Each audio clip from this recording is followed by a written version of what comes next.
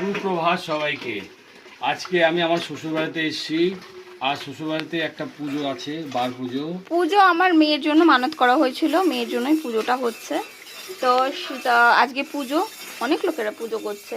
এখানে কাজকর্ম হচ্ছে। সকালবেলা এই বস্তা ভরে সবজি বাজার করে নিয়ে চলে এসছে মা। ওই যে ওই বস্তাটা দেখা যাচ্ছে, তো এটা আমার বাবা।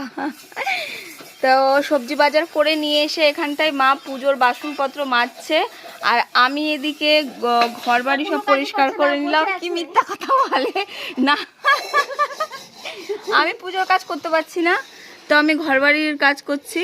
আর এখানে দেখো গাছে কত ফুল ফুটেছে, সুন্দর কাজ করছে জন্য বলছে একটু ভিডিও বানাতো, দেখাতো আমরা কত কাজ করছি। একবারে কাজ করে কাজ। আমরা সকালবেলা বাজার গেছিলাম,